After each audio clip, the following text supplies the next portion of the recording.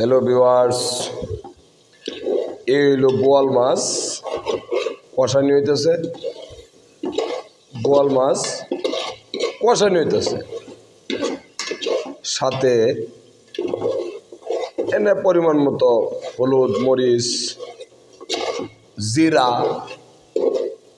অনেকে আবার আলো লাগতে যে বোয়াল মাছ আবার জিরা দেয় কেমনে।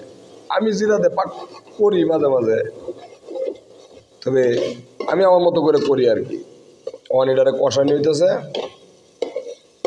কষানির পরে এটার মধ্যে দিব আমি এই হলো টমেটো আর হলো সিম। টমেটো আর সিম দিয়ে আজকের রাতের খাবার। হ্যাঁ,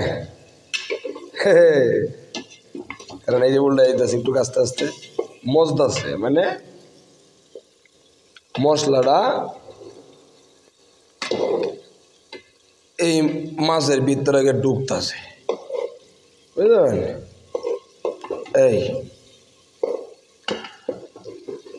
কারণ হয়ে গেছে মোটামুটি। এখন আমি এটার একটু কষাবার লাগে একটু হালকা জল দিলাম, হালকা, এই যে হালকা দিলাম, এই হালকা জল দিয়ে দিলাম। আর বহুদিন ধরে বল মাছ খাই না, বল মাছ খাইলাম, মনটা চাইছে। আপনারা দেখবেন কেমনে ফাঁকটা করি আমি, অপেক্ষা করুন। না দেখলে হইতো না, তো দেখতে হবে। আমি যেভাবে রান্নাটা করি দেখেন। এই এখন আবার এটারে কষাইতেছি, এই 2 মিনিট 3 মিনিট কষানোর পরে দিয়ে যা পারি দিলাম, জলটা একটু লাড়া দিলাম।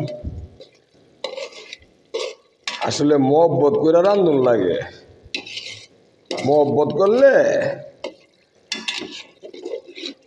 রান্নাটা ভালো হয়। আর একটা বোয়াল মাছের গ্রানটা হইলো অন্যরকম, যেটা আসলে এই গ্রানটা হইলো মজার। এই আর একটু কষাই এই লাগাই দিলাম, এই আবার একটু লড়া দিতেছি।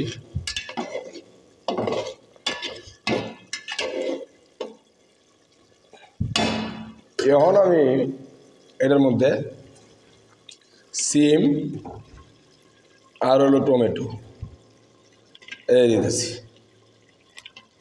এখন কিন্তু আমি এটার মধ্যে বেশি ঝোল রাখবো না, হালকা হালকা ঝোল রাখবাম। শীতের দিন তো, শীতের সবজি দিলাম, রাইত করে রাইতে তুললে সকালবেলা খাইলে একেবারে মজাটা আর কি কই আপনার, এটা একবারে মানে ক্ষীর হয়ে থাকবো তরকারিটা, ক্ষীরের মতো। এই জন্য রাইত করে ভাগ করতেছি, সকালবেলা খাইয়াম, দেউন পরে কি হয়। অবশেষে এ এলো বোয়াল মাছ পাক করলাম।